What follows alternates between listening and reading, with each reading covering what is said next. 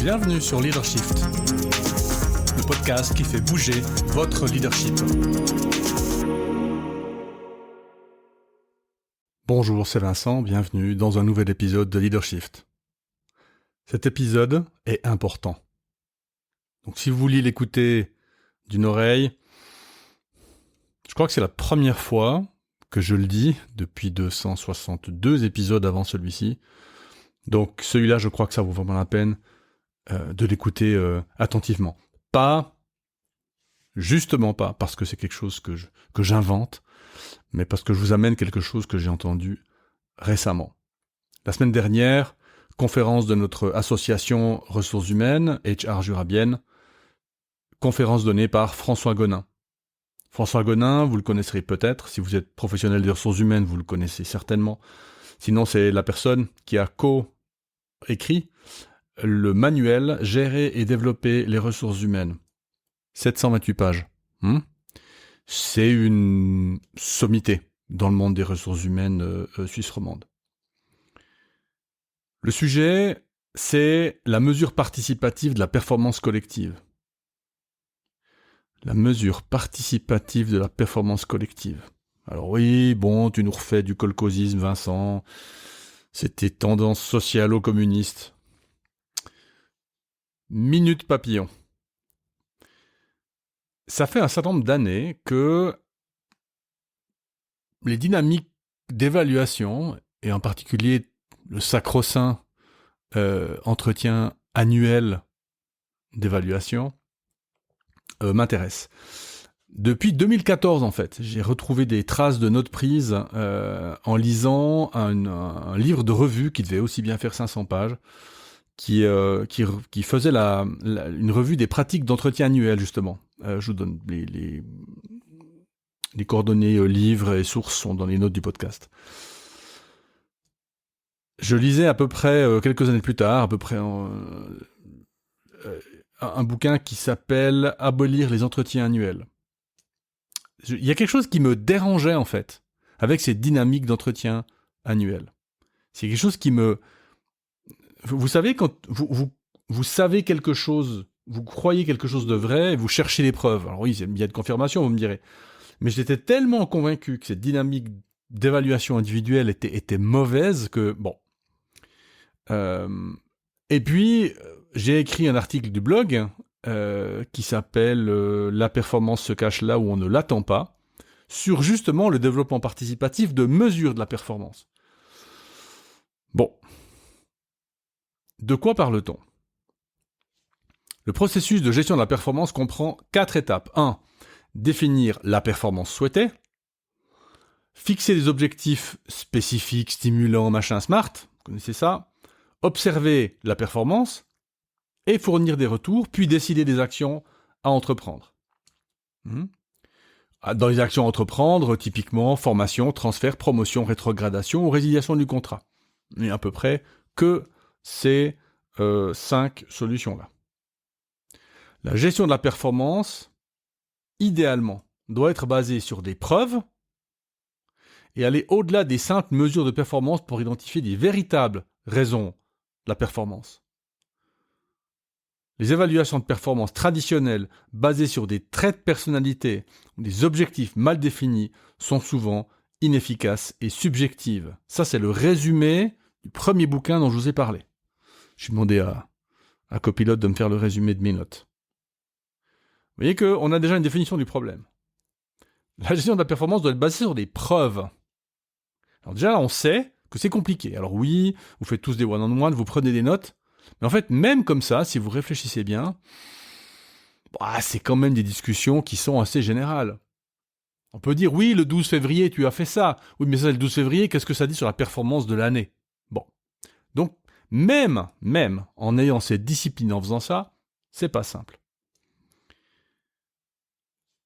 Ensuite, la performance, c'est bien, mais finalement, nous, ce qui va nous intéresser avec nos personnes, c'est aussi la raison pour laquelle il y a performance, ou pas, d'ailleurs. Et puis alors, je ne sais pas d'où ça vient, mais cette idée qu'il faut évaluer des traits de personnalité, des soi-disant compétences. Il collabore, il a l'esprit d'équipe, il est engagé. Bon, Je continue. Les recherches montrent que la fixation d'objectifs de performance est une stratégie efficace pour améliorer les performances individuelles, mais les évaluations doivent être continues et basées sur des preuves complètes. Donc en gros, pour que votre mesure de performance individuelle fonctionne, il faut fixer des objectifs et il faut les évaluer de manière continue et toujours basée sur des preuves. La motivation des employés, une des raisons pour lesquelles on met des objectifs, la motivation des employés est influencée par la fierté professionnelle, la loyauté envers l'organisation et la pression des pairs, plutôt que par l'argent. Donc ça, je suis en train de vous lire le résumé du 2e bouquin. Les systèmes de gestion de la performance doivent aligner les évaluations et les résultats sur les objectifs de l'entreprise, très bien, pour maximiser la satisfaction des besoins des employés et améliorer la performance globale. Bon, jusque-là. Les principales critiques des évaluations de performance, sous-entendu individuelles, incluent leur subjectivité, on y revient, leur incapacité à prendre en compte les facteurs systémiques et leur tendance à individualiser les relations de travail au détriment du travail d'équipe. En plus de ça, les évaluations peuvent démotiver les employés en se concentrant sur des motivations extrinsèques, récompenses, etc., plutôt qu'intrinsèques. Et on a fait dans ce podcast des études sur la supériorité de la motivation intrinsèque par rapport à la motivation extrinsèque. Une approche systémique valorisant la diversité et l'innovation est plus efficace pour améliorer l'organisation. Le coaching, l'alignement, la motivation sont essentiels pour la performance et les entreprises doivent créer une vision, offrir des défis et un bon climat de travail pour aider les employés à trouver un sens à leur travail. Donc en gros, si vous créez des conditions de travail, vous créez une vision ou une direction, vous offrez des défis, c'est-à-dire que vous mettez quand même des espèces de poteaux un peu plus loin que là on est aujourd'hui, et que vous foutez la paix aux gens, eh bien ça va fonctionner. Et ça, je peux vous le dire, parce que François Gonin, lui, il a mis ça en place, dans une centaine d'équipes. Et ça marche. Donc, c'est pas que de la théorie de psychologie, de sociologie, d'ethnologie ou de je sais pas quoi. Ça marche. Quels sont les bénéfices de la méthode ? Je vous donne la méthode tout de suite. Vous ne l'avez pas encore. Mais vous voyez bien que la méthode va être centrée sur quoi ? Un aspect participatif pour justement tuer la subjectivité. Si plusieurs personnes parlent de la même chose, pour autant que les règles soient claires, alors l'évaluation sera de meilleure qualité. Vous le savez bien, vous faites plusieurs mesures de la même chose, vous aurez une meilleure mesure que si vous êtes tout seul à le mesurer. Bon. Donc, il doit y avoir une approche collective pour diminuer la subjectivité et augmenter l'objectivité. Le collectif va amener justement une approche beaucoup plus systémique, parce que chaque personne va pouvoir amener un point de vue, une manière différente de voir le système de l'équipe. Donc il y aura beaucoup plus de diversité dans les avis et dans les propositions. Et en plus, le processus de discussion, la méthode, va améliorer l'alignement et la motivation. Donc on s'imagine que ça sera quelque chose de collectif, mais quoi ? Je vous le dis tout de suite. Quels sont les bénéfices de la méthode ? En écoutant François Gonin la semaine dernière, je me suis dit, mais c'est pas possible que je n'y ai pas pensé avant. Lui y a pensé, moi j'y ai pas pensé. Enfin, c'est là que je voulais en venir au début de ce podcast, avec qu'il y a quelque chose qui me satisfaisait pas. C'était pas possible que dans un monde aussi connecté, systémisé que le monde professionnel aujourd'hui, ça soit une évaluation individuelle qui fasse du sens. C'était pas possible. Bénéfice de la méthode. Recentre sur la raison d'être et les missions. Vous verrez pourquoi.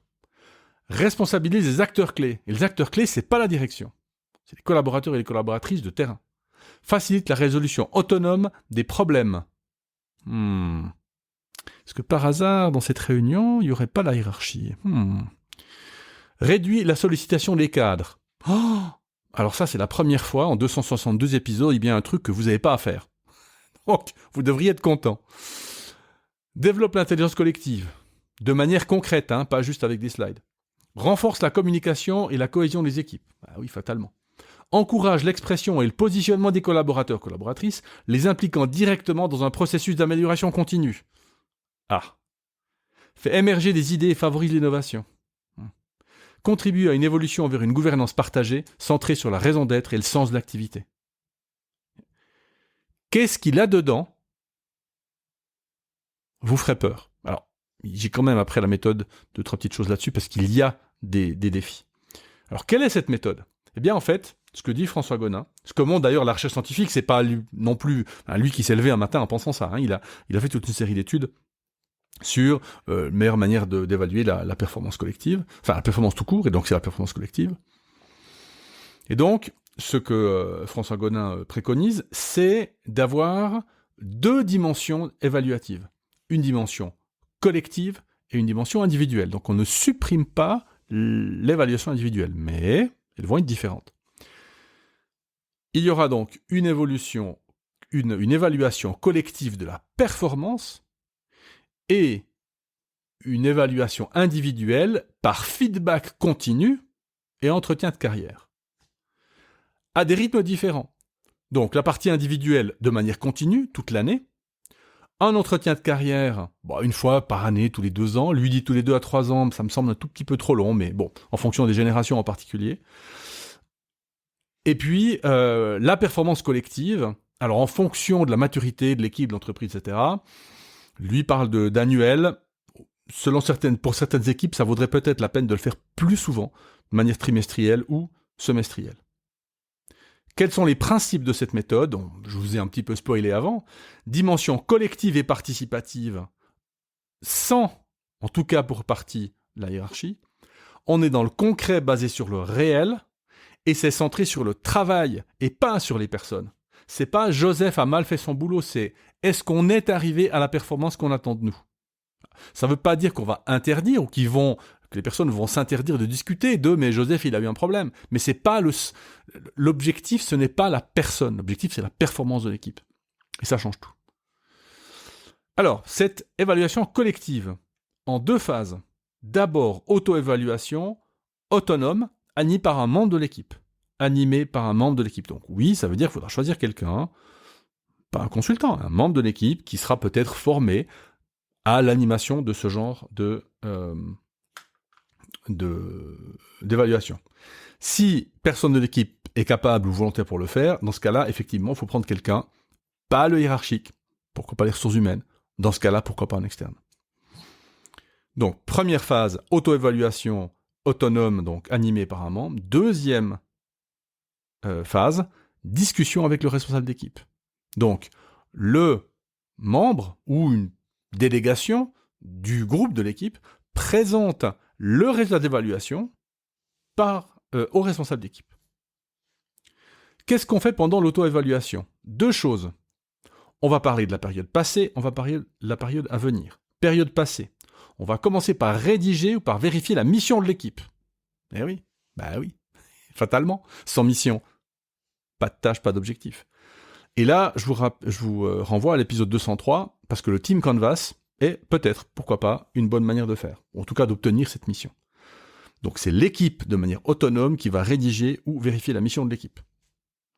Deuxième chose, évaluer la réalisation de la mission. Est-ce que nous avons accompli la mission qui nous est donnée l'année dernière? Troisième chose, fixer, alors dès la 2e année, des objectifs pour l'équipe. C'est l'équipe qui va se fixer ces objectifs. 4e objet de la période passée, évaluer la satisfaction de la dynamique d'équipe. Et là, on va se référer aux documents officiels qui existent dans l'entreprise ou l'organisation. Le règlement du personnel, la charte, les valeurs, etc. Donc on va laisser les employés, les collaboratrices, les collaborateurs se dépatouiller avec le document de la charte, et puis ils vont se dire, finalement, est-ce que la dynamique d'équipe par rapport à ce document-là, est-ce qu'on est satisfait, est-ce qu'on est content? Dernière mesure de la période passée, évaluer la satisfaction sur l'encadrement. Et là, on va référer les collaborateurs, collaboratrices au principe de management. Si vous n'en avez pas, appelez-nous, on vous aidera à les faire. C'est pas très long et ça coûte pas très cher. Donc, rédiger la mission de l'équipe, évaluer la réalisation de la mission, fixer l'objectif d'équipe, évaluer la satisfaction de la dynamique d'équipe, évaluer la satisfaction sur l'encadrement. Sur la période à venir, du coup, on va essayer d'améliorer la réalisation de la mission de l'équipe par objectif interne à l'équipe. Donc l'équipe va donner toute une série d'améliorations, on pourrait faire ci, on pourrait faire ça, on va faire 2 grands baquets. Le premier grand baquet, c'est tout ce que l'équipe peut faire toute seule. Deuxième baquet, amélioration du fonctionnement global de l'équipe, et là on est plutôt dans ce qu'on est objectif externe, donc ce que les autres pourraient faire pour nous. Et enfin, pour la période à venir, besoin de développement des membres de l'équipe. Et puis si l'équipe veut le faire, ou en tout cas le porte-parole, synthèse des propositions et planification des actions. Et j'irai même plus loin, pourquoi pas un budget autonome ? Pas 20 000 balles, enfin ça dépend de la taille de l'équipe, mais quelques centaines de francs, peut-être quelques milliers de francs, pour pouvoir aménager ici ou là des choses pour que l'équipe fonctionne. Mais il n'y a rien de révolutionnaire, mais la révolution, elle est dans le fait que, vous verrez, ça permet de résoudre beaucoup de problèmes d'un coup, en fait, et que c'est tellement évident. Alors attention, c'est un changement culturel. C'est un changement de fond, puisque ce n'est plus le chef, ce n'est plus une aristocratie ou une oligarchie. Ce ne sont pas les meilleurs d'entre nous, Aristos, ce sont les meilleurs en grec, donc l'aristocratie, c'est le gouvernement des meilleurs. Ce n'est plus les cadres, en supposant qu'ils étaient meilleurs, mais qui évaluent l'organisation. Non, ce sont bien les collaborateurs qui s'auto-évaluent. Donc c'est un changement de culture, ça va demander de la persévérance, il va falloir tenir bon. Vous voyez que dans cette partie collective, il y a une importance des cadres de référence. S'il n'y a pas de principe de management, s'il n'y a pas de document qui encadre le comportement du personnel, ça peut devenir plus difficile. Ça va développer la motivation intrinsèque. Donc au niveau motivation, vous voyez que ça sera très très positif.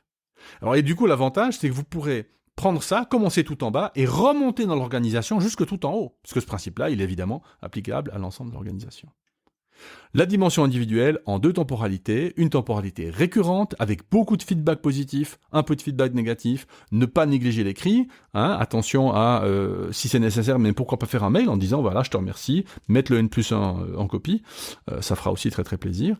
Donc on a une dimension d'évaluation récurrente par le feedback, et puis de manière annuelle ou bisannuelle, une fois tous les 2 ans, un entretien de carrière encadré par les ressources humaines. Quels sont les défis ? La rémunération. Beaucoup d'organisations attachent encore la rémunération à l'entretien de fin d'année. Je pense que c'est une pratique qui va disparaître. La Confédération suisse va supprimer ce système en 2026. On peut dire si même eux le font. Ça veut dire que c'est tout à fait possible de le faire. Ils sont 42 000 ou 43 000, c'est une grosse boîte. Et donc oui, le salaire c'est un problème. Oui, le bonus. Il y a des solutions. Je pense que si vous êtes convaincu que c'est une bonne chose à faire, alors je pense qu'il y a des solutions à prendre en compte. Qu'est-ce qu'on fait avec les métiers plus individualistes comme la vente ? Je pense qu'il y a aussi des solutions. Qu'est-ce qu'on fait en cas de résistance hiérarchique ?